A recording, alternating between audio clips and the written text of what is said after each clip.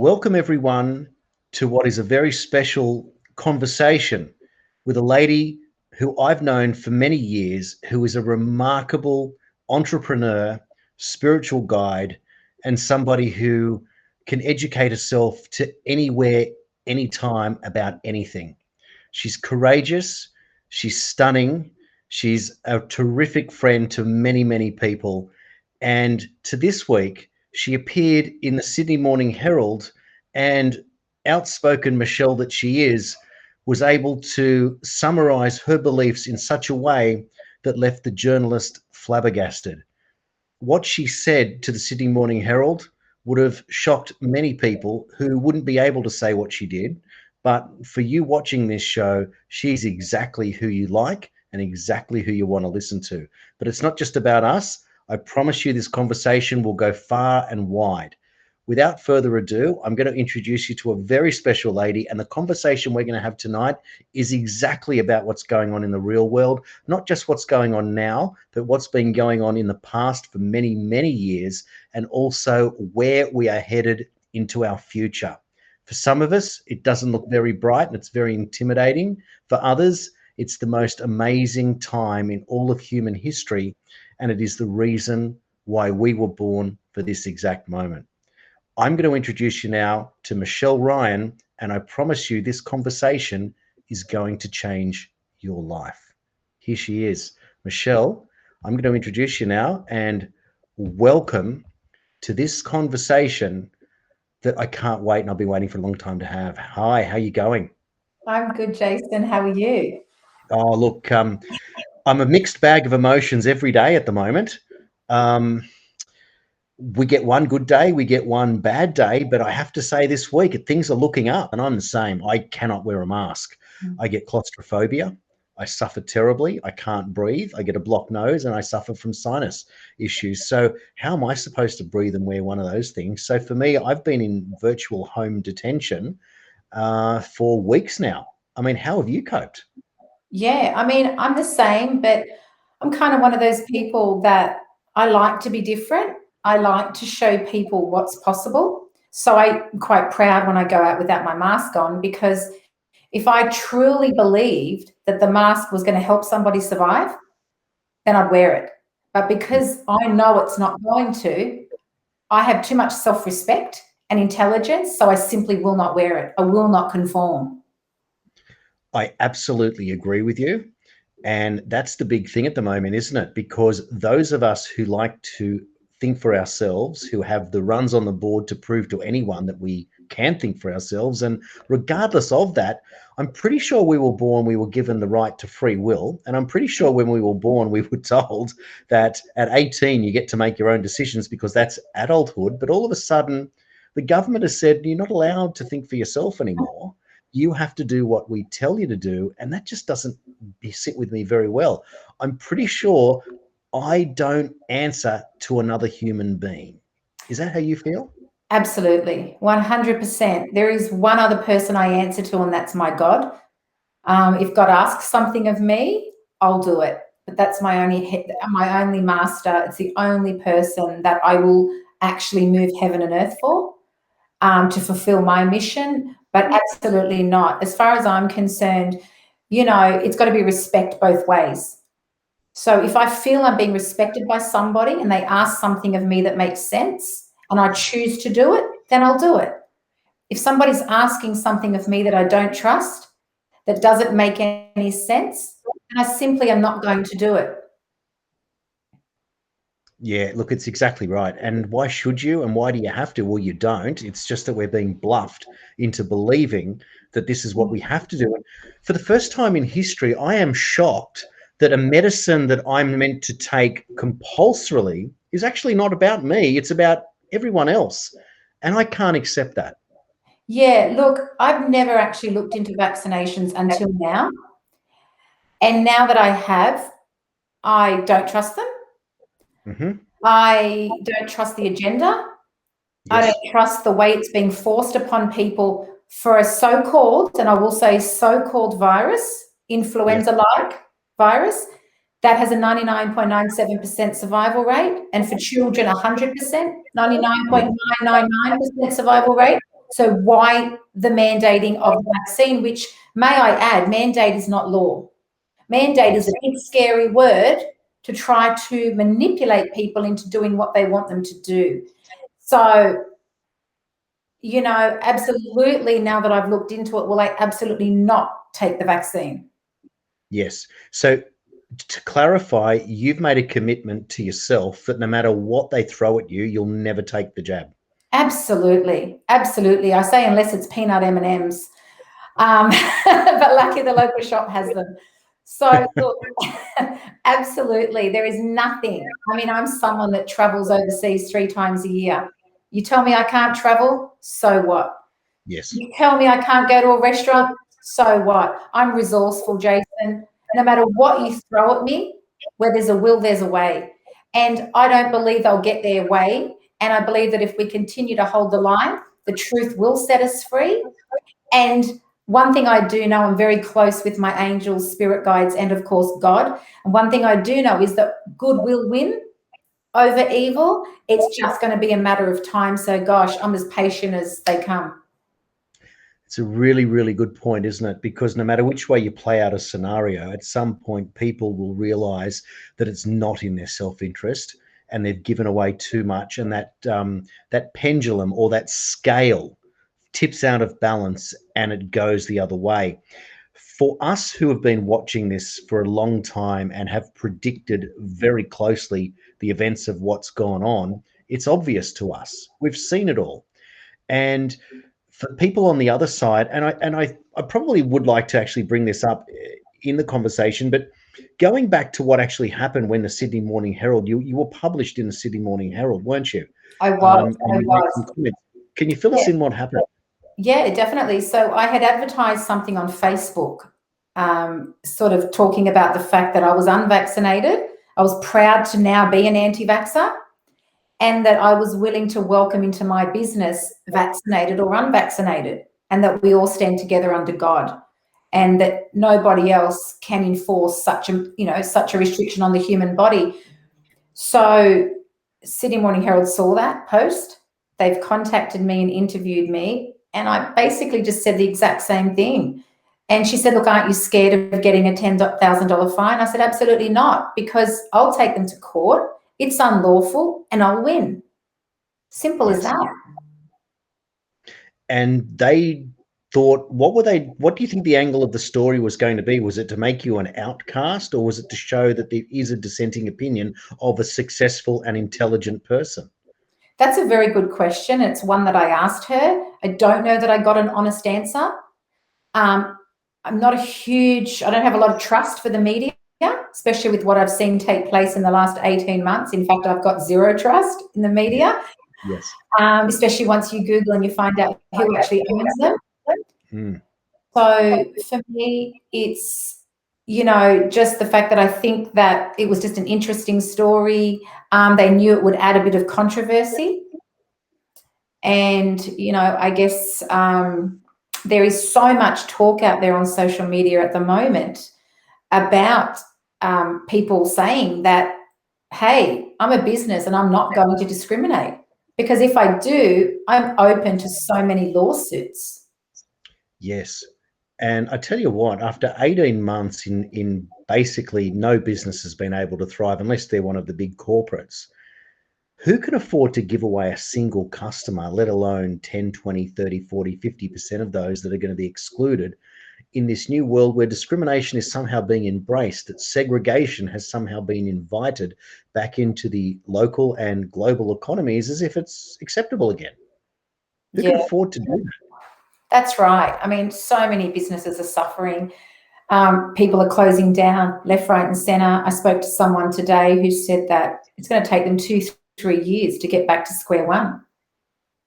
This is it. I just wonder, and you would probably be the best to ask about this, but were you able to get any rent reductions in the period, or how did that go about? How did business and landlords deal with each other in this scenario? Yeah, so in the first lockdown, they made it a lot easier, a lot sort of more inviting. So in the first lockdown, there was all this money being thrown around. Yes. So things were a lot easier. but it's the second lockdown that everything changed. It's the Yes. second lockdown that was the longer lockdown, where it was a lot harder to get any grants. I think if you're a really, really small business, you may have been able to survive. But for anyone slightly larger, really, really difficult. It's extraordinary, isn't it? Because the first time round when the money was being thrown around, I mean, Scott Morrison printed $1 trillion and then he printed another 600 billion. And this is unprecedented in Australian history. I mean, we used to talk in the figures of, I mean, I'll give you an idea. Kevin Rudd was destroyed for wanting to spend $40 billion on building the NBN, which at the time was the biggest infrastructure project in our history.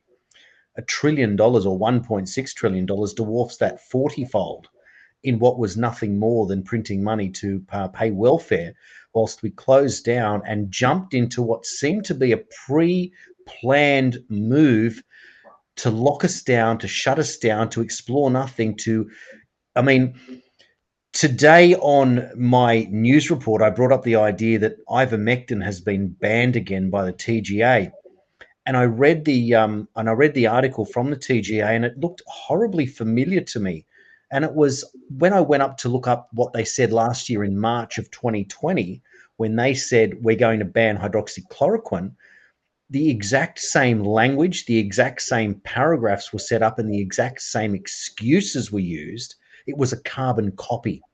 Now, I really got stuck into the TGA and I asked some very serious questions of them, but it's very clear that the TGA, medical bureaucracy, and doctors themselves over this, some of the behavior of doctors is unscrupulous, that they have brought the medical profession into disrepute. And I don't see how they're going to recover from this at all. I'm quite frightened for medicine. Well, I have to agree with you there, but I look on the bright side of that, Jason, and I am a big believer that there's a lot more to us humans than meets the eye. Yes. I'm a massive believer in our own healing of ourselves.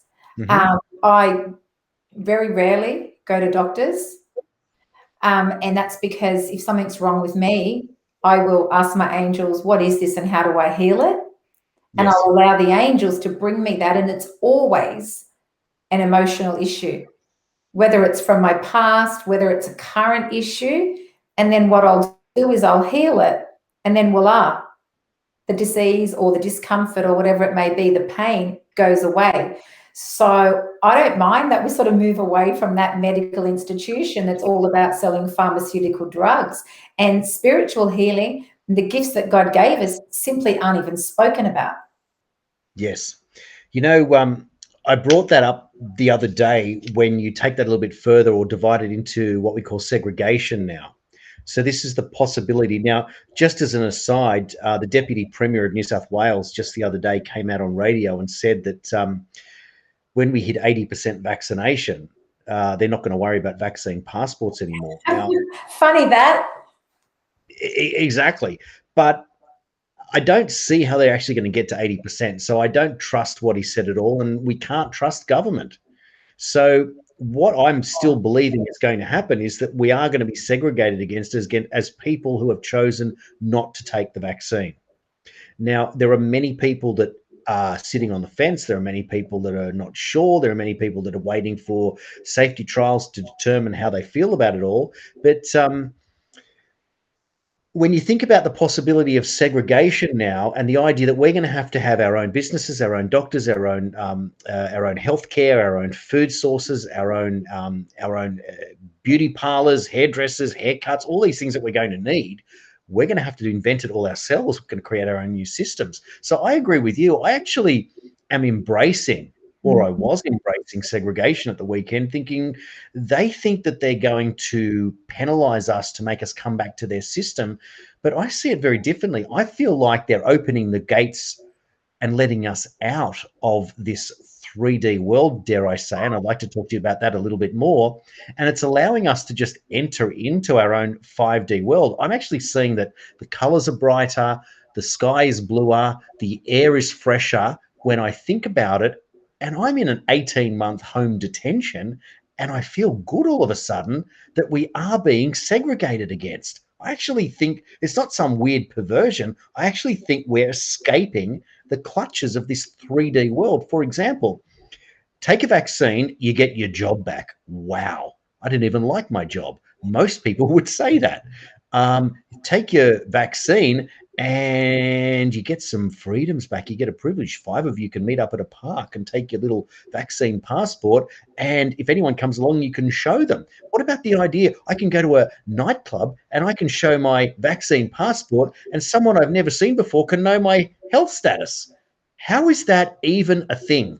And how is that not a breach of privacy? And how is that not discrimination? I can't believe the amount of breaches that we're going through. What do you think? Yeah, absolutely. I couldn't agree with you more. I mean, it's just so ludicrous. All of Yes. the demands, all of the stories, all of the things you hear on the media. It's I find it hard to believe that people do actually sit there and believe it, to be completely honest with you, with all due respect. But Yes. what I can say about this whole ordeal is that personally, I always had a gut instinct and a knowing that we were being dominated, manipulated, and controlled at every single turn. Yeah. Yes. But I didn't quite have the push or the care factor to go and figure it all out. Yes. This has happened. Once it happened, I think I fell for it for about 2 weeks. Then I woke up. I started asking questions. God Yep. started providing me all the answers. And then all these wonderful people showed up on the planet, and I call them warriors. Yes. And they showed up. I mean, I feel like I've been to war, and I feel like I've got my tribe. And they're, ranging from people from America to London to all over the world, and we've all come together as one family under God. And through that, we've had all these different warriors that I believe were placed on the earth in this lifetime. Some of them were here to uncover the truth about the financial system. Some of them were here to uncover the truth and be a warrior in the medical industry. Some were here, like yourself, to bring about truth in the media. Some were here to bring the truth in just so many different industries. For me, it was the spiritual side of it. So I think that it's just been a really big push to say, okay, warriors, now's the time. It's time to get up and work your magic. It's time to start exposing the truth and teach each of us. And so for me, I've just been spending this last 16, 18 months learning the truth, uncovering, looking behind the curtain to find out what's really going on in this world and how can we change that. Isn't it the most amazing feeling in the world? And I have never read as much as I've read over the last 5 years. I mean, I've always been an interested reader, but now as a committed reader, I don't even think about it. It's not an issue. I reckon my word reading in a day let's say it was 2,000 words. It now must be 200,000 words by comparison. I sat down a couple of weeks ago and was given a book to read. I read it in 3 hours and I thought, I haven't done that in my life. It would be a week's on thing. And so we just become voracious. We are taking this stuff in. Yes. But there's no, you know what I mean? There's no resistance anymore, is there, in new knowledge? No. I was told actually by a really good clairvoyant a couple of months ago, you're going to start studying. And I thought, oh, I don't study. I've never been to uni. I'm not a study type of person. I always felt like my gifts were given to me by God, and all I had to do was sort of use them. And that's how I became an entrepreneur. But now I study, and I've got to tell you, every bit of information that I'm studying, I'm absorbing every bit of it. I'm loving it. I can't get enough of it. And I just want to, sort of teach it to all my friends and family. And it's quite extraordinary, isn't it? And yet I'm going to take a wild guess here, and I'm going to say that those who you love the most, who are your nearest and dearest, have been the hardest to even engage in a conversation. Would that be fair? Actually, you have 100% right, because as I said, friends and family, I thought, hang on a minute, I'm not talking to any of them. It's the new friends and family that I've met. Yeah. Unfortunately, I've tried to educate, but the interesting thing is they don't even want to know. No. And I find that fascinating. It hurts find it rather disrespectful, but at the same time, I just have to accept that this is how it is. And the thing that I've learnt in my life is the only one thing I can control is myself. Yes. And my son. For the time being. Yeah. Yeah. It is very interesting, isn't it? That a couple of things have happened. Like, people say to you, "Oh, look, you're spending a lot of time on social media, and there's all these negative connotations, et cetera, et cetera." And I find that knowing some of these people who I talk to pretty much every day, one way or another, whether it be a written word or a private message or a phone call or something, but I have a collection of so many people and the information swapping. And the other thing is that when you have a down day, because we all do, especially as we're on the other side of this great attempt to take over the planet in a way that doesn't improve the planet, you almost use each other's positivity to bounce off, to counsel each other, to guide, to ask questions of, to get each other's trust. It's quite an amazing thing that I can call a friend of mine in Canada and have a horrible day, have the wrong time zone, and this trust factor. There are things that I don't need to say that's just assumed, and it's quite empowering, and it makes you feel like we are going to win this, because what we know versus what they don't is two impossibly different parameters, isn't it? Absolutely. When we talk about what's happened now with COVID and the whole economy, because I am so connected and I've trained myself to be so connected to my angels, spirit guides, God, whatever you want to call it. My angels, you've just said, please say angels because it's them. That 2.5 years, Jason, before COVID hit, my angels said to me, Michelle, we are heading for the worst recession the world's ever seen. We need you to batten down the hatches. So I trust them implicitly. And I literally, over that 2.5 years, closed down 8 retail Westfield stores. Wow. Closed the last 2 right before COVID hit. So thank you, angels. And that's what I really want to let people know, is that when you're connected to your angels, they will warn you about everything. So I liken it to, if you're connected to God and there's going to be a tsunami, he's going to tell you it's coming and tell you to go to the mountain that day. Yes. If you're not connected, you're going to be down on the beach, probably having a few drinks. So that's really, really, for me, that's how I navigate my whole life, is just being connected to my angels so that I'll be able to get pre-warned so that I'm not the effect of what's going on in this world. It's so interesting how you use the term angels. I can't necessarily have that connection that I can recognize every day, but what I do have is this feeling here in my chest that's an intuition. And I think we've talked about this in the past, where it's a feeling, it's a warmth, it's a knowing, and when you learn to trust it, you rely on this intuition. And I think you said it best in the past to me when you said it's the separation of the head and the rest of the body. Are you able to explain that to people watching, what you explained to me that was so profound?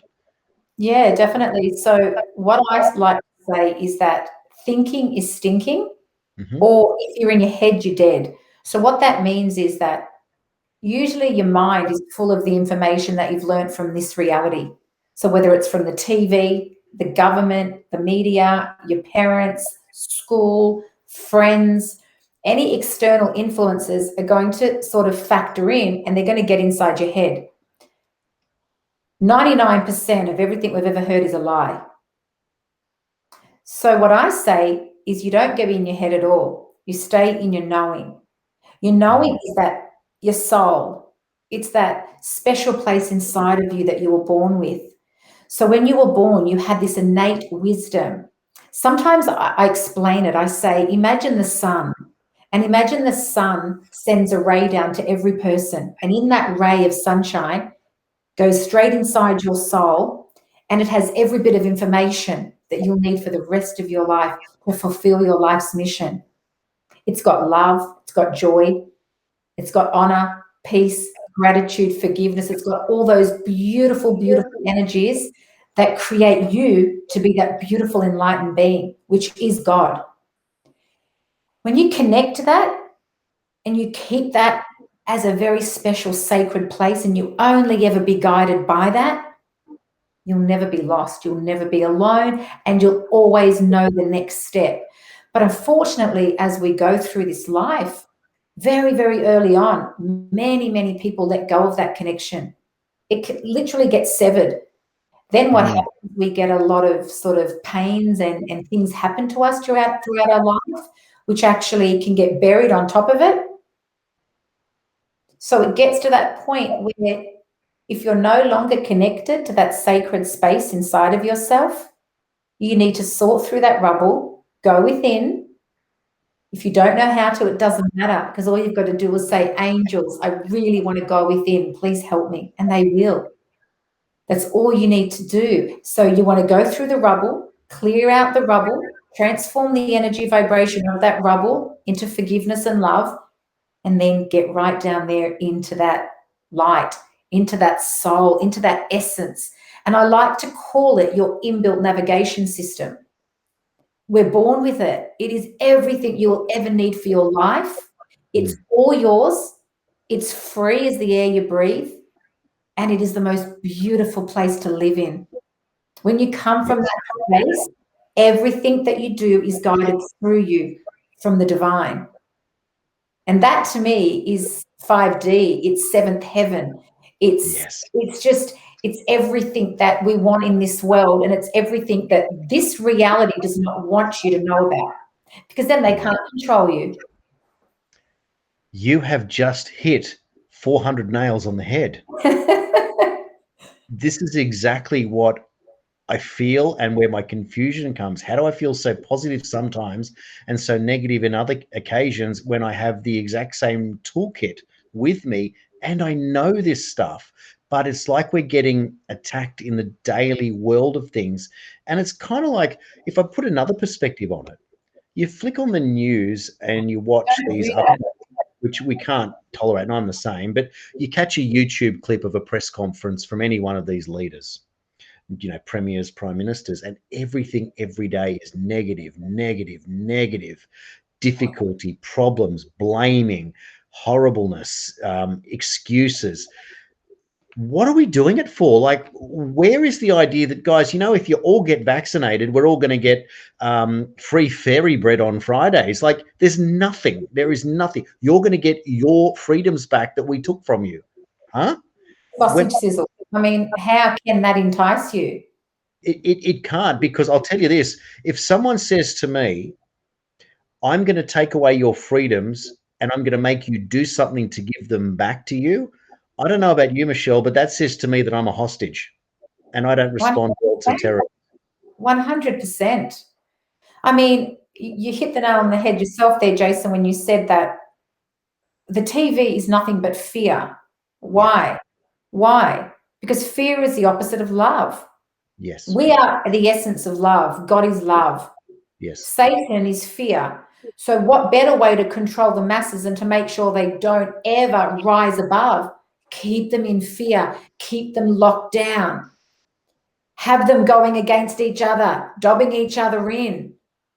Make them not be able to afford to live, so that if we make sure that people in certain areas who don't have enough money to put food on their table are told that they can't go to work unless they're vaccinated, I mean, that's by design, Jason. That is clearly by design. Yes. Again, this is the TV show of hitting nails on the heads backwards and forwards. Let's call it Nailhead Tennis. But it's exactly what is. Yeah, exactly. You can't expect people to respond to negativity and fear and horribleness every day and somehow for it to be good. And so you get a new way of it being horrible. But the thing is, this is another thing I wanted to bring up, is that I've been fighting this war for 5 years politically, and I've switched completely from moderate left to far left to center right to, they call me far right. I'm none of the above. I am simply a person in search of the true meaning of existence. the purpose of life. And I've got to that position because I've gone through enough life experience and enough loss to ask some very serious questions that I know that many have never been able to or are incapable of asking. You only need to lose parents and a child to ask questions of, why would God do this to me? Or is there a God indeed? And to go through that, come out the other side and go, oh, Michelle, there is a God. And it was for these very reasons that I now understand the true purpose of my life. I mean, I buried a child. You're not meant to do that. It's unnatural. And I have dealt with that for years. And if you think of it truly from a godlike position, to take someone's child away from them and to go, well, what am I supposed to do now? And the first thing is, I live my life to honor my lost child Yes. for all the reasons why she isn't here today. And if that doesn't inspire me to be the best person that I can be, nothing will. So it's almost as if God didn't punish me. God didn't do it for any other reason. It was a medical error, if you want it for that purpose. And it was unknowable at the time. So I can only live with the idea of, this is my second chance to do what I was meant to do and never to ever do what I don't want to do again. And Michelle, you knew me at this time in my life, and you knew some of the decisions that I made at the time, and you can probably support what I've been able to do, just like you have. So we are people that go out there and get involved in different things, take on new challenges. If we don't like where we live, we move. If we don't like where we work, we leave and get a new job, and in some cases get whole new careers. And I can't see how, if you're not fighting for your true North Star, what is the purpose of life really? And when is it that you wake up to yourself one day and go, you know what? I'm 30, I'm 40, I'm 50, I'm 60. Now I want to take that shot. Is it too late? No, it's not. I want to have my go. Do you find that that represents what God means to you, that you can have bad things happen in your life and it ultimately leads you to a much greater life? Absolutely. I can remember when I was 27, 28, 29, and I was in search of my soulmate. You know, as a lot of women were, you know, we wanted to find that Mr. Right, have a family. So I would pray to God and say, God, please send me my soulmate for my highest good. So a man appeared, we got married, and he turned out to be Satan. So, you know, he was a narcissist, sociopath, compulsive liar, very verbally aggressive and abusive. And I went through a tumultuous time, a lot of pain. I mean, there were times when he'd be abusing me, and God would say, he can touch your heart, he can touch your mind, but he'll never touch your soul.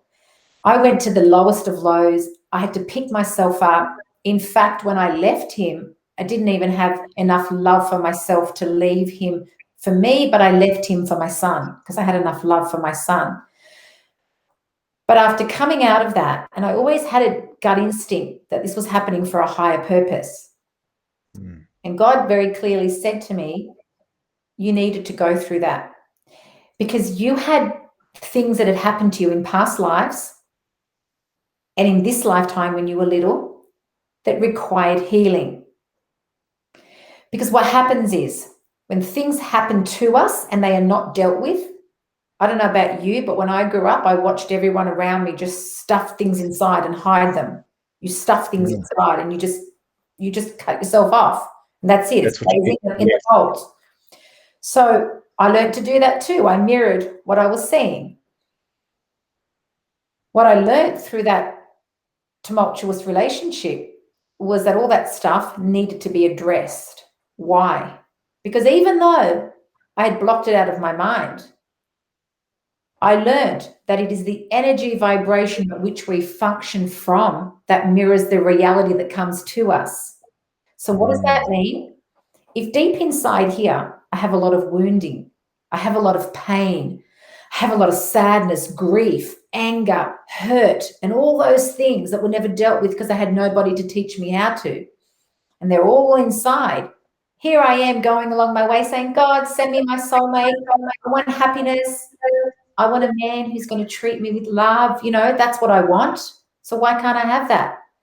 Well, unfortunately, when our energy vibration doesn't match that, we can't invite that in.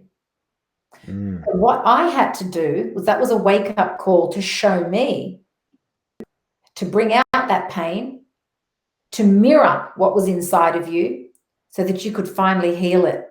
That lots of women would leave a bad relationship and then another one would come. So I thought, what is that? So I said to God, okay, God, do not send me another man till I'm healed. And I went on a spiritual journey of healing and discovery, enlightenment. I went within, and it was the best 10 years being single of my life. And I remember saying to God, I think at year 8, okay, God, I know I said till I'm healed, but hello. But again, it's all about divine timing, and it's all about healing. Mm. It's extraordinary, isn't it? That a healing can lead to unbelievable, not only recovery, but growth. And I think that's the most important thing. I'm studying a counseling qualification at the moment, and it's probably something I was meant to do my whole life, but I didn't want to do it until I got to the age that I am, because I think you need to carry a whole lot of and grow a whole lot of life experience to be able to have empathy for the clients that you will see in the future. I think that's absolutely crucial in that world. But the counseling industry is all about bringing your client back to zero on their terms and then allowing them to get on with the rest of their life with some of the skills that they have. I feel like through your spiritual healing and coaching that you are able to give and that you've undertaken yourself as perhaps a client or a student, you realize that it's also provided you for the ultimate level of growth. So it Yes. complements the counseling process, doesn't it? So healing spiritually is massively about growth. And yes, there is growth in recovery, but if you're only struggling in a horrible existence to get back to where you were, that doesn't really tell you what your life's purpose is yet. You've still got to discover that. But it does make it really exciting when you're back to net zero and now the world is your oyster again, isn't it? Yeah, absolutely. It's, when you go through such a difficult time, I think the thing that got me through what I've been through is I learnt in my 20s how to manifest. Mm. And that to me is just the ultimate. I was in my early 20s, Jason, and I was going down a path to destruction. And I realized that this is not who I am and this is not what I signed up for. So I Uh-huh. needed to take stock of my life. I read a book that told me you can manifest. So I started doing it. I thought, what have I got to lose? So I started playing with manifestation. And really, for those who don't understand what manifestation is, every single day you're manifesting, you just don't know you're doing it. So every time you put something out to the universe, you're becoming the energy vibration of that. You're taking on that energy, and then your reality in time matches it. It's the law of attraction. It's physics. Mm. Yes. But what I started doing was coming from a really conscious point of view and making a clear and succinct choice of what I wanted my life to look like. And I started saying it in my mind every single day as a mantra. And I'd keep saying it until I became the energy vibration of that, because it's all energy. Everything is energy. Once I became the energy, slowly my reality started mirroring it and things started showing up like magic. And I just kept receiving it. And I think that's just, to me, the most fascinating thing about life, that I think that it's such a shame. And I think it's so by design that we're not taught that at school when we're 5. Mm. Did you know that you can manifest anything in your life? Did you know that you have powers beyond your wildest imagination, and anything you want, you can bring to you by simply believing and asking? Isn't it when you realize that, when you discover it? Now, I couldn't work out in my media political career, I couldn't work out what the narrative was. I couldn't work out why Trump ran. Because if you want to talk about historical politics, the election of Donald Trump was the greatest event in all of modern history.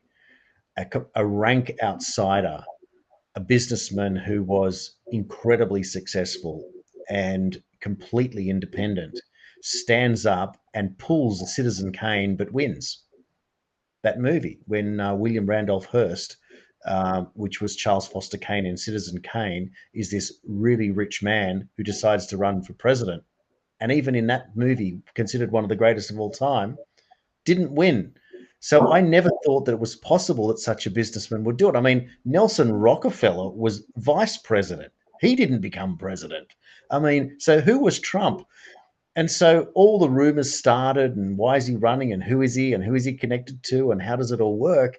And then you realize by his actions that this man was truly independent of the establishment and was actually the enemy of them simply by the behavior of what we went through. And yet today people still want to try and conjure up this idea that he works for them, which makes no sense, because if he did, he would have got out at 4 years and you'd never see him again. He'd be off playing golf for the rest of his life in his Mar-a-Lago resorts or wherever he wants to stay. And yet he's not doing that, is he? He's out there shaking hands with the NYPD on September 11, looking 25 years younger than he did 6 months ago. I mean, he's incredible.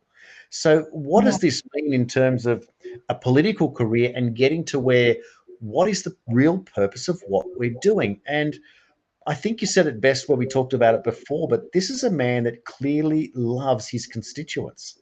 I mean, he really admires the people. He thanks them. He's grateful for them. He encourages them. He never stops recognizing them. We're not used to it, are we? No, because what I see about Trump, and I'll just point this out, that I've never been on the political side of anything. I've never been interested. I think I could see as a young girl that it was all an illusion, the whole political party. I didn't have any trust for it at all.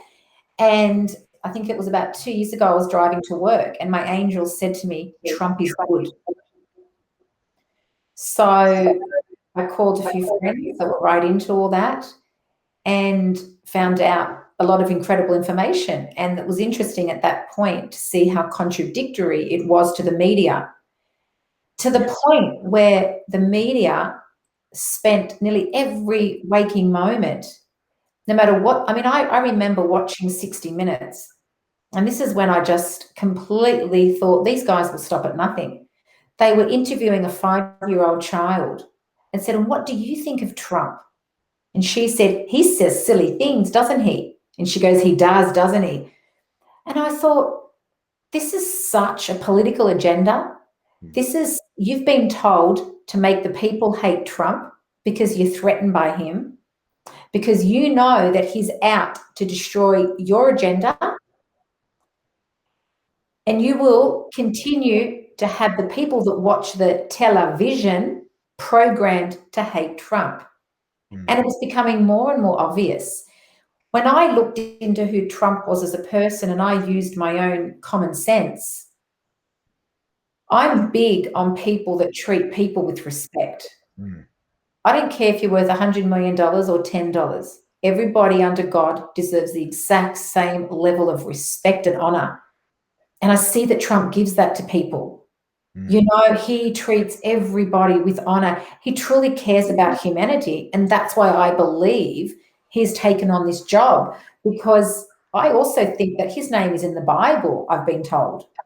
So he's really part of this great awakening. And I know he's been a hero for me and for many people, because he's given us the strength to stand up and be willing to speak the truth. Well, yes, indeed. We were all delivered information that led us to a pathway, and the pathway brought us together like no one else has ever been able to do before. And you got to remember that this just wasn't the Republican movement for whom he ran for that just accumulated and got him behind him. He brought people from all walks of life. I mean, I was a group of probably one of 500 Bernie Sanders supporters who, the day he was elected, just automatically switched to Trump. And 500 of my friends all did the same thing, and none of us had even spoken about it. It was just automatic. And we just realized that he was the anti-establishment candidate, and he actually did mean what he say. And For those who don't know politically, there's probably a series of really simple things that you can explain to prove that he actually is different and not one of them. And it was one of the first things he ever did when he got into office. I believe it was in his first day in office. He immediately scrapped the Trans-Pacific Partnership, or the TPP, and that was a secret business deal written under Barack Obama that allowed. It was written by corporations, and it allowed foreign companies to sue a nation that they weren't previously allowed to do business with for loss of expected profits in that country. For example, Huawei phones from China is not allowed to have to sell phones in Australia or the United States because they got caught spying. So Huawei Phone said, well, we want to, under the TPP, we want to come into your country. You have to allow us. And we say no because your safety profile. They would make a lawsuit in an international court, and they would say, we expected to make $500 million a year, and our taxpayer would have to pay them the money. That was the TPP. And this was a globalist scam business model that was so brazen. And it was only the fact that Trump actually got into office and said that he scrapped it. Now, interestingly, Bernie Sanders campaigned on the exact same thing and said that the TPP was bad. And when Hillary Clinton was asked about it, she goes, oh, well, it might be good, it might be bad. In other words, I'm not going to say anything. I'm just going to win office, and then I'm going to allow it. The second thing that he did was he got rid of the Paris Accords. And people ask me, what's the Paris Accords? And I said, that was the carbon trading scheme set up by the globalists yet again, who were going to use that as their business model of taxation, of international taxation, which was to allow you to trade carbon and therefore buy carbon tax credits. And that was the scam of the the Paris Accords. Of course, Joe Biden had immediately reinstated the Paris Accords, but I think he forgot about the TPP. So these were two examples of globalism being defeated by Trumpism, or what we call nationalism, because that's what MAGA means, Make America Great Again. It's about the country first before the world. Now, to tie all that back in together to realize just how far the world's lost its mind, earlier this year, my son went into year 8 at a local Catholic high school with a reputation to be quite good. And he came home with his first English assignment, and he showed it to me, and it was about globalism. And I nearly fell off my chair. I thought, globalism is not good. You're going to pretend that it is, but it's never actually been discussed by the government. It's never actually been talked about as a topic. And here it is by stealth. It's become a year 8 English assignment, not history or social science, English. And what it said was, and this is what really frightened me, it said, globalists believe. That already got me frightened, just the fact that they were telling students what they're meant to believe.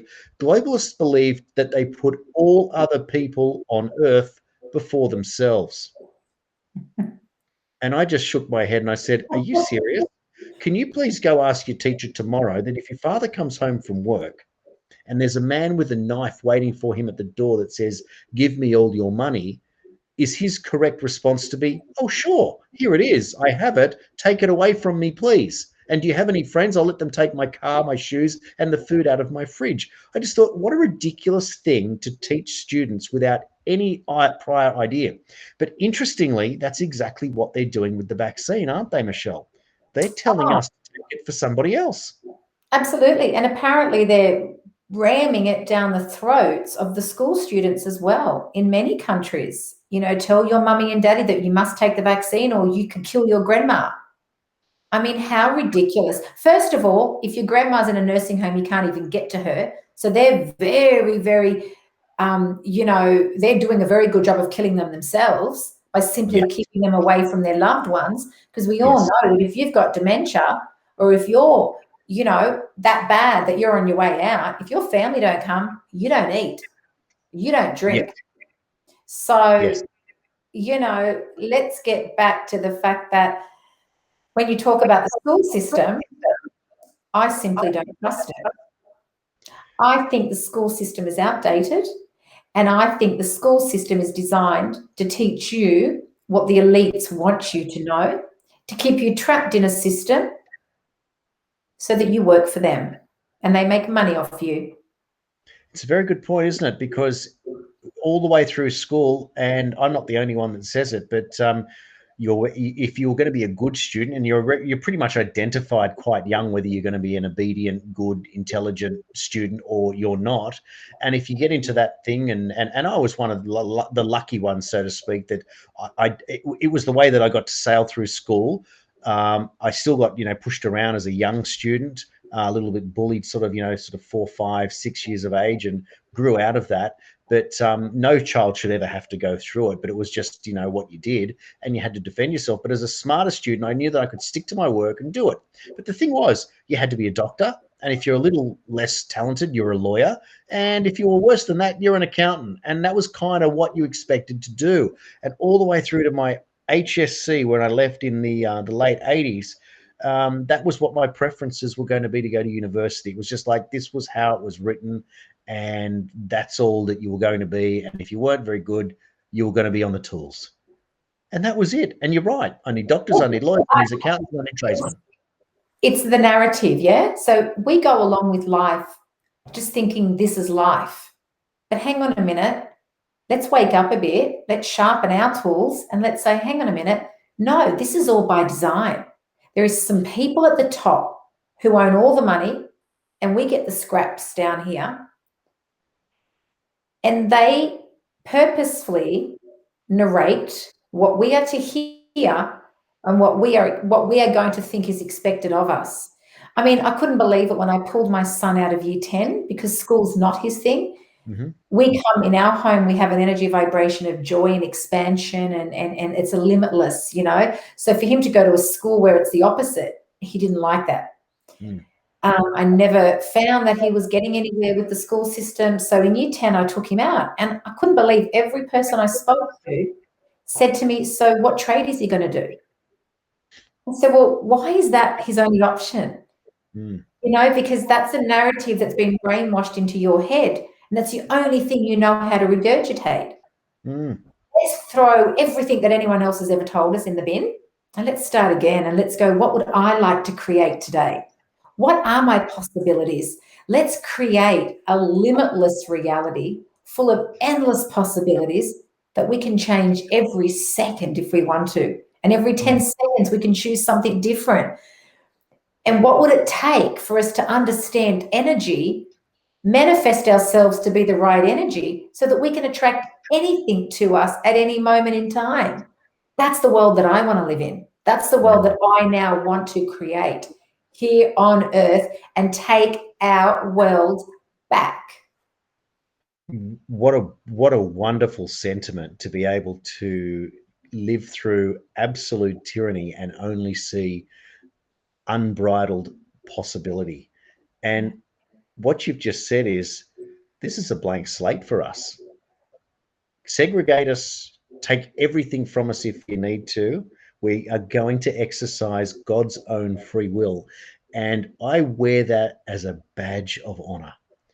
People used to feel like you had to be ashamed of your beliefs. It's the opposite. You wear them like a heart on your sleeve, and you let it beat out of your chest. This is the new world. And I have been saying this for a long time. I always thought that we were going to be led into it by someone. I love that Trump is not in office right now, because we are leaving ourselves out.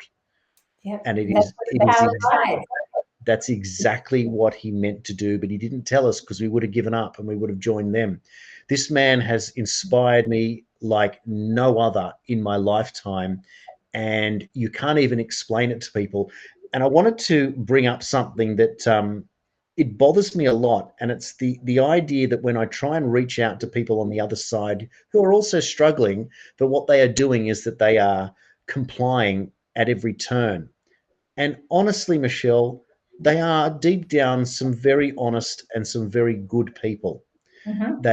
They work hard, they honor their families, they raise their children, they serve their bosses, they pay their bills, they build their homes. But all of a sudden, they have complied to something that they probably might not have if they had the information that we had. And yet we fight with them on a level that neither of us can connect. And it deeply upsets me, because all I want to say is, if you just have a look and realize that the people that you trust in authority are not doing you a service at all. And if you realize that, this nest egg that you're working your entire working life to build will become like bubblegum money, so to speak, compared to what you're going to be able to create for you and your family and your loved ones and your planet when you get beyond it. I don't understand. But that's it. Bernie Sanders said $15 an hour was a big deal at the time. And I'm realizing that no, what the Trump thing was you can have anything you want, even in this political world of nonsense. But imagine if you escaped it and you thought, wow, I'm going all the way up to God and I can have anything and everything. God created an abundant world for us. He created a world where everything was at our fingertips. He wants us all to be abundant, and it's actually our divine inheritance. All we have to do is be willing to claim and own it. That's all we have to do. It's all there for the taking, but we have to choose it. If we don't know how, ask God, how do I do this? That's all we have to do. And when you spoke about the fact that there are people that aren't choosing it, I'll tell you why they're not choosing it. They're missing something within. And I can just tell you a little story. I went through a really sort of a turbulent time in my mid-20s. And I felt in that time that I had lost something. I felt that all my life I was born with something within. And it was that thing that was within me that made me feel like I was always safe and I knew the next step. And I just felt that everything flowed and I was connected. And then I lost it. I made some bad life choices and I went down a path. And I'll never forget that I was driving one day, and I remember I was driving near Newport in Sydney, and I was by myself in the car, and I said to God, God, I don't know what I've lost, but I would fly to the other side of the world and climb the biggest mountain if you would show me what I've lost. Now, this is the magic of life. Would you believe 10 years later, I flew to Costa Rica. I got to the airport and there had been an accident on the highway. So this driver said to me, look, I'll take you up the mountain, but since the earthquakes, no one's driven up there, but I'll do it for you. I said, okay. So I went up the mountain in this car. I think it was a 2.5 hour drive, and I was so scared. It was just the most horrific time. I was sort of going over rocks and on cliff faces, and it was just horrific. I turned up at the course the next morning I was sitting there, and I was in this beautiful glass dome building overlooking the water in Costa Rica. And this wonderful man named Gary Douglas was the teacher. And all of a sudden, God said to me, you've just done it. I said, what's that, God? He said, you've just flown to the other side of the world and climbed the biggest mountain. Now I want you to find out what you lost. So I put my hands up and I told Gary the story. And he looked at me and he said, trust, my dear. You've lost trust. And it was that simple. So I had lost the trust to connect to that connection within myself, that magical place that's within myself. So all those people that have been brainwashed by the media, that don't know what next step to do and that are following the narrative, it's simply because they don't have that trust within. You're right, because these people are choosing to defer their entire intuition, which they might not even be feeling or even realizing that they have, which is sometimes called a sixth sense that everyone really does have. It's just sort of blocked. And so they're deferring their decision-making and they're trusting to an authority that they have not bothered to do the due diligence on, because remembering authority changes every 3 years, doesn't it? Or 4 years in an election cycle. It's not the same authority, although Anthony Fauci's been there for 40 and probably needs to get out very, very quickly before they come and get him. Whoa, yes, please. But authority is not the truth, is it, Michelle? Truth is the authority. Truth is something that it's an energy. And I've practiced with truth, and I've learned how to master knowing truth when it's in front of me. And when it's not truth, my knowing knows it. I know when I'm being lied to, and I know when someone's being honest and authentic with me. I've trained myself to be in that state because it's so important in this world, because we live in a world where you cannot trust anybody but yourself. Yes. It's the truth. I don't care what anyone says. You can't afford to trust anyone but yourself. I mean, we all know that every moment in time we're getting emails wanting to scam us. The phone rings and you never know. 9 times out of 10, it's someone trying to scam you. Yeah.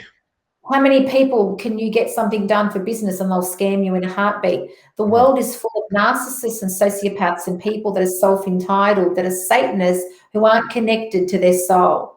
How many men cheat in relationships, lie? We live in a world where you simply can't afford to trust anybody. But you know what you can do? You can trust you. That's where the power lies. Because if you trust you always go within for the answer. And that's empowerment. That's self-respect. That's confidence, and that's intelligence. It's very interesting, isn't it, when you start to learn what qualities that you need to have and that which will have you stand on your own 2 feet again, because that's another thing that seems to have been beaten out of many people now, isn't it? Is the ability to do that. It's almost like, oh, well, there's been another glitch. Okay, government's going to do this for you now. And you hang around and you wait. I'm going to hang around and see what the government's going to hand out today. I mean, oh, could you think of anything worse? I couldn't watch it. Since this has all happened, I cannot turn on the TV. I actually have done my research, and the television was used from World War II to mind control, create the agenda of the narrative of the agenda of the elite to control you and make you submissive. It's MK altering. It's called programming for a reason. And I can assure you it is not for your highest good. No, it's not. It's an industry that serves itself, that's for sure.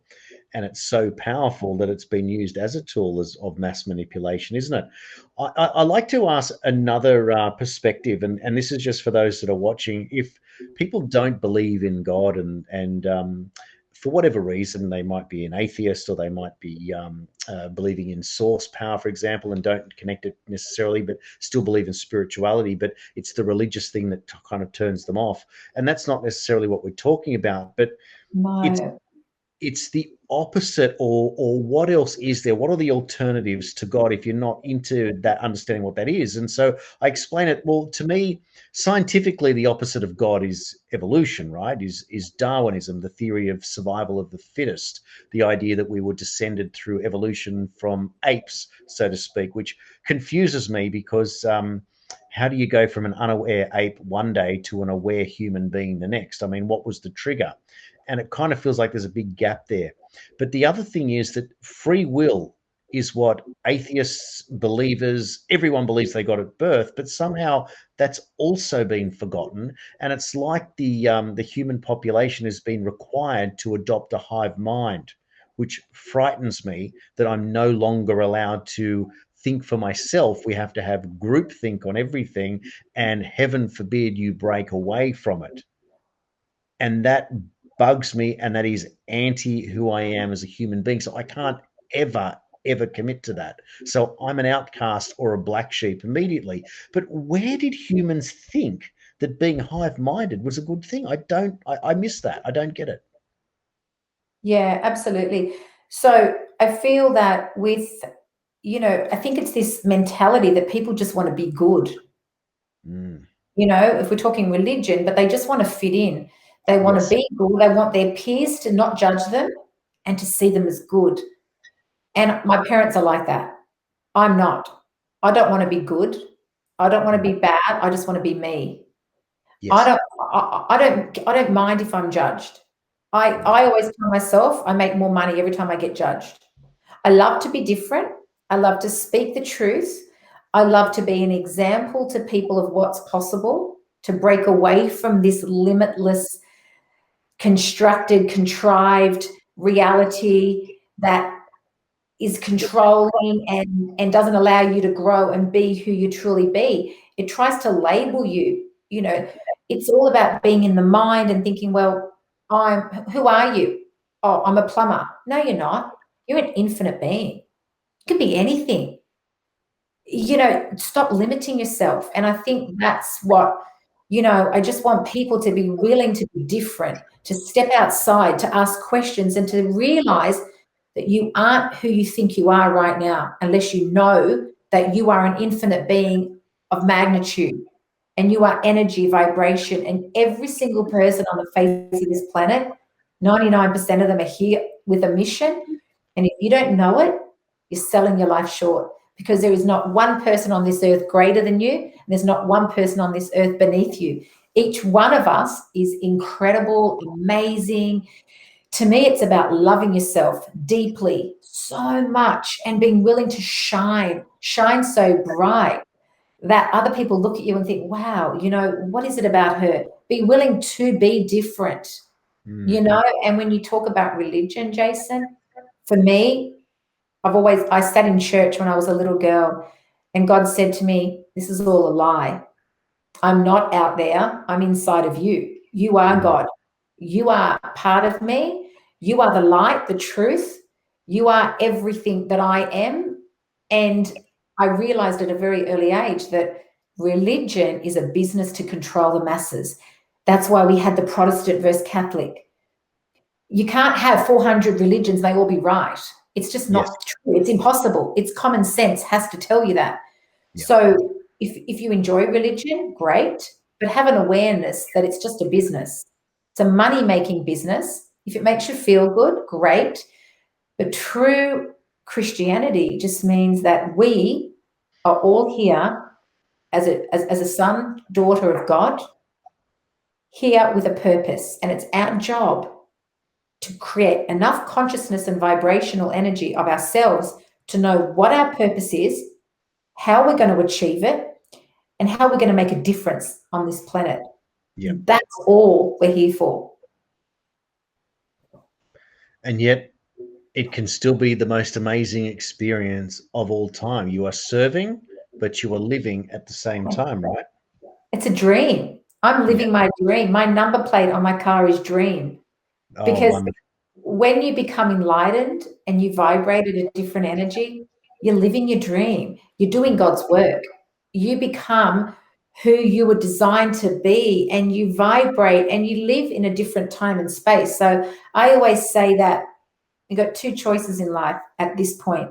You either live in this reality, which is controlled, you're being manipulated at every turn, you're being lied to, or you're in this reality, but you're not of this reality. You vibrate at a different energy. You create your own rules. You see yourself as the master of your destiny, and you only answer to one person, which is yourself. Yeah, beautifully said. If you're a person watching this, and I expect a lot of people are going to be able to watch this over some period of time because everyone comes on board at different stages. But say, for example, you are a week-to-week person, meaning that you would depend on your job, and the decision you made to get vaccinated was because you had to keep a job that you couldn't lose because you had to meet rent, mortgage, food, bills, whatever it was. And so you are constrained. These people are not going to do this for the rest of their lives, because they're going to get to a point where they're going to go, there's got to be more to this. Everyone wakes up at some stage, not about the world necessarily, but at least about their own life, to say, isn't there more to this? But what do you think would be, if you wanted to jumpstart the approach and you are somebody who's living hand to mouth week to week, what is something that's little that would make sense for somebody? Is it to pick up a book? Is it to go and do a volunteer work? Is it to make an extra hour a day? What kind of wisdom can we impart on somebody like this today to help them out? Yeah, okay. So I wouldn't necessarily think it's about doing volunteer work. I think that's once you've already made it and you've got some free time, because most, volunteer work, most of those organizations are corrupt anyway. But I think that it's about going within and saying, right, I want to manifest a new life. Michelle told me all I have to do is create the energy vibration and my reality will match it. And I'm not lying. That's all you have to do. So what I would suggest you do is you sit there and you say, right, what would it take to create a new job, a new business where I make lots of money and I have lots of fun doing it? Destroy and uncreate anything that will stop that showing up. And if you say that all day, every day, and you keep saying that, and you keep saying it, you're asking God, you're asking your spirit guides, you're asking your angels to help you. Your angels can't help you unless you ask. Ask and you shall receive. So by standing there every day or sitting, whatever you want to do, and asking for what you want. So, okay, you don't even have to know. When I first left my husband and I had a 5-month-old baby, I had no money, no car. I was renting a little apartment. I hadn't worked for 5 years and I had no self-esteem. And I remembered how to manifest. So you know what I did? I sat there every day and I said, angels, what would it take to create the most amazing business where I make obscene amounts of money and have lots of fun doing it? Destroy and uncreate anything in my universe that'll stop that showing up. And I said it 100 times a day, 1,000 times a day. And every time something would show up, as little as it might be, I could tell if that energy matched the energy that it felt when I was saying it. And that's how you understand energy and vibration. Yes. I just kept following the energy. And you've got to remember, when you manifest, it's not a matter of if, it's a matter of when. But you have to get out of your own way and understand it's going to be divine timing. It's never your timing. Because I can remember working at Parkland Markets, making 200-300 profit on a weekend. Seriously, it wasn't until about a year, but I knew it was coming. And about a year and a half, I started making bigger money and then bigger money. And every time I kept making more money, I'd say, thank you, angels. And how does it get any better than that? And what else is possible? And what else can we create, dominate, and control with ease? And it's about keeping the questions going to your angels, to the universe, and manifesting that energy vibration. And then the reality just keeps matching it. And it's about being grateful. And I think for me, Jason, the most important thing is about being humble. Money does not make people. People just make money. It's as simple as that. Yeah, well said. So anyone can change their life the moment they choose to do it. That's the point. Yes. God's waiting for you to do that. I mean, I don't want to sound religious because I'm not, but I've really connected with God lately through what's been happening in this world. And I realized that, you know, he really is someone to celebrate. And that's why I mention his name a lot more. I used to always say angels, but now I'm sort of really giving God the honor that I feel he deserves. And this is the thing, it doesn't matter what your relationship was in the past with God, because you rediscover it. And some might say, oh, look, two born-again, crazy, middle-aged people. That's okay. Judge me all you want. And that is the point. We wouldn't be speaking publicly about this if we didn't care to be judged. And that is it. This is the difference that we make by having, you know, interesting, inspiring conversations about things that have changed our lives and led us down pathways that get us to a place that we are better than we were before, but not to mock or ridicule what it was that we ever did, because everything led us to where we are today. And it may well be that your little journey that you're on is what led you here today to watch Jason and Michelle talk about the world and why in times of peril, when two people are meant to be told that our lives are technically over unless we submit to compulsory medicine, which we'll never do, and all we can see is the greatest days for all of us are still ahead of us. And I can't think of a better time to say, you know what, maybe I really do need to look at this differently. What are they saying to me? And what is it that I really, really, really, really want? To quote one of my heroes, Wayne Dyer, in that beautiful book that he wrote, because that's what it really is about. It's your life. It's not anyone else's. No one gets to tell you what you get to do with it. Otherwise, they would be you, and they're not. So what a time to be alive. What a wonderful time to get to think about what it is and to be able to access untold resources online now about anything that we've discussed, that you can start your journey. Does a journey take a short time, Michelle, or a long time?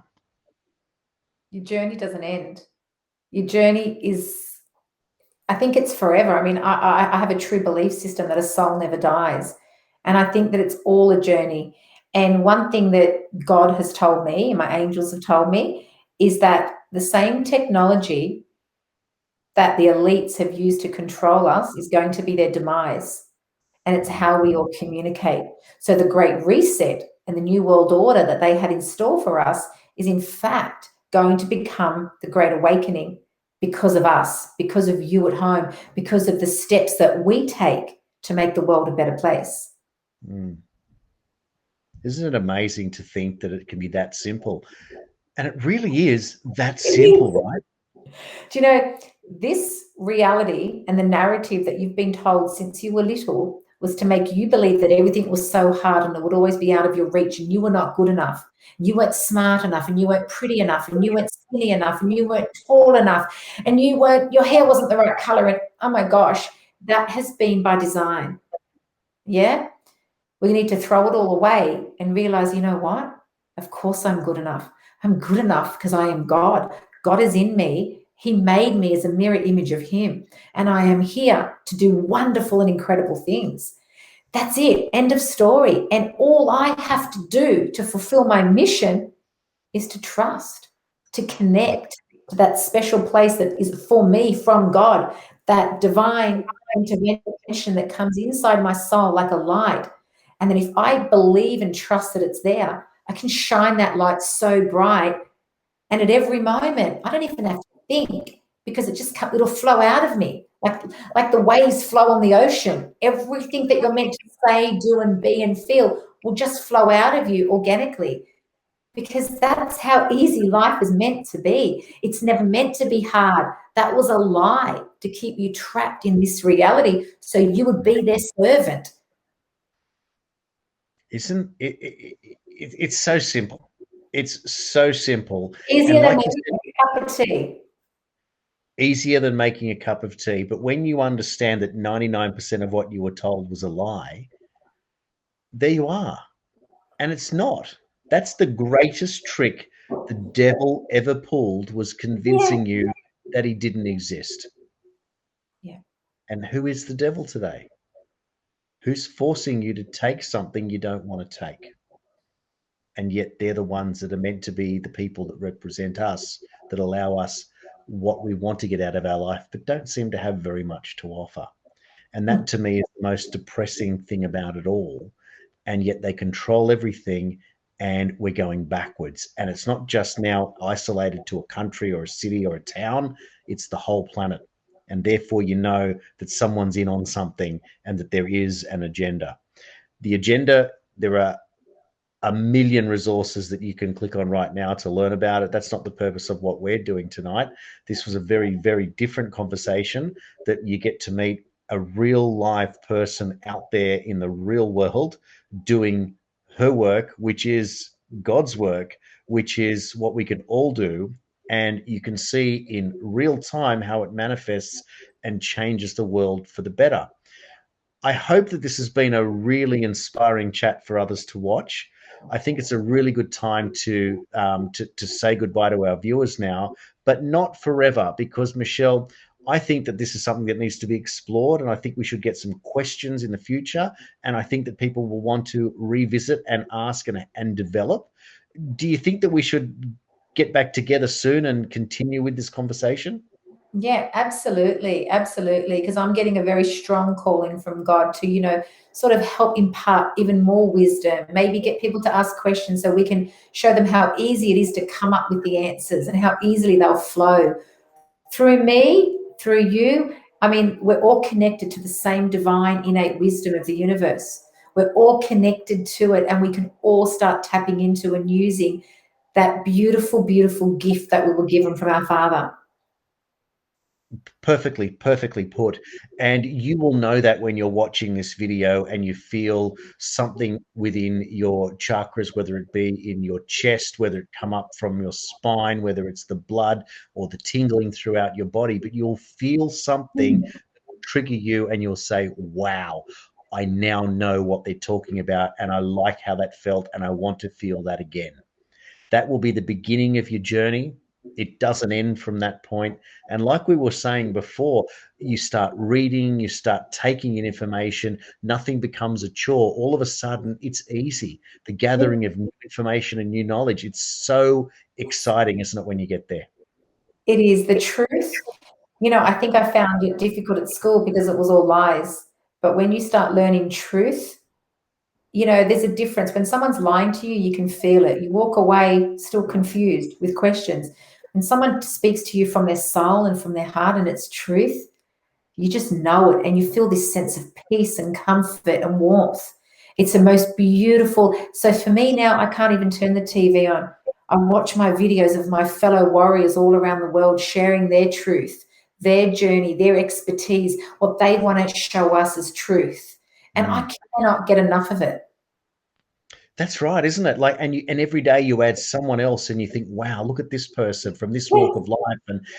And the other beautiful thing is, none of these people are ex-media people that just got out and did something else, right? They just picked up a camera and they started speaking their truth. And it doesn't matter if they're in their garage, it doesn't matter if they're in their backyard, it doesn't matter if they're in their car, but it just works. And all that's irrelevant, really, isn't it? It doesn't even matter. You just want to hear what they've got to say, and you instantly connect. Absolutely. And I really just got a very strong urge to pay tribute to someone that right now is fighting for our freedom. Her name is Monica Smith, and she's one of the first political prisoners here in Australia. Yes. Monica Smith is a beautiful young lady, never hurt a fly, gorgeous woman, beautiful, loving, adoring parents.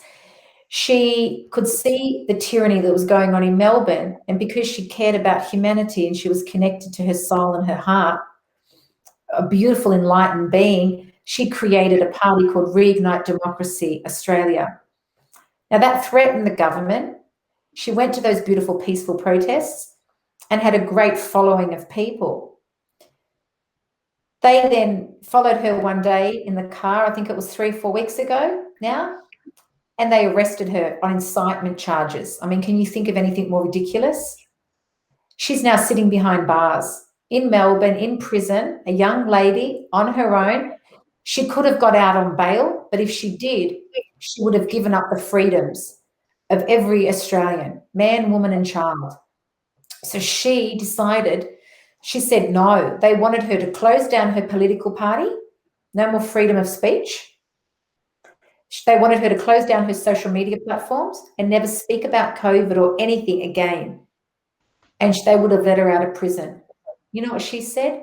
No, because God won't let me. Because I'm here to stand up for the freedoms of every single person in Australia and around the world, because we're all one nation under God. So I just want to say a big tribute to Monica right now, and to say thank you from the bottom of my heart for what you're doing for us, and that I salute you. And that's just what I want to tribute tonight to. What a beautiful sentiment to an Australian hero, a courageous young woman, literally following her truth and not choosing to compromise. That level of bravery, we can think of incredible people who have done that in the past. Immediately, I think of Gandhi. Yes. I think of Nelson Mandela in 27 years in prison. But it was only recently that I watched Gandhi with my son, who we took out of school after that globalist nonsense, and he's now homeschooled. And we chose to study Gandhi for history, and we watched the movie and we discussed what was going on. And for a 14-year-old boy and his father to sit there and watch this film, and I watched it probably as someone around about his age and didn't quite understand it, and he got it. And that said to me how much the movement has changed today, that everything he saw in that was a representation of what's actually going on. Gandhi is remembered as one of the all-time great human beings. And I can rest assured that tonight, as much as we don't want Monica to be inside where she is, that she already is one of Australia's greatest citizens, and her journey has only just begun. Yes, Monica, you inspire us, you motivate us, and we do your work whilst you are resting, hopefully safely and comfortably as best as you can in there. Don't worry, we've got your back, and we will continue to do your work. Michelle, what a wonderful way to pay tribute to another Australian, and to be able to say goodbye to our audience now. We've been on for a little while, but I can't wait to do this all again. And let's get this video out there. And guys, please leave a comment if you want to get in touch with us. You'll see how you can do that below. Leave some suggestions for the future. And guys, get involved. And that's probably the last thing we should actually say is, for somebody sitting at home today, knowing that it is their truth that they need to speak, but they're unsure how to contribute, Michelle, what would you advise them to do next? Speak your truth. Even if your body shakes and your voice shakes, speak your truth, because it's just like riding a bike. Once you start practicing it, you're going to love it. It's going to make you feel so liberated, so empowered, so strong, and so free. So just speak your truth, do your research, and trust nobody but you. Beautifully put. I echo all those sentiments. And Michelle, thanks very much for a wonderful hour and a half together, being able to talk about all sorts of the most important things that we often think for ourselves, but we never get to share these ideas amongst others because it's still considered a little bit out there. But we didn't, and we got here, and we're happy to be judged. And thanks everyone for watching. We'll see you next time on World Series News and a Million Mums. Thanks a lot for watching. Bye.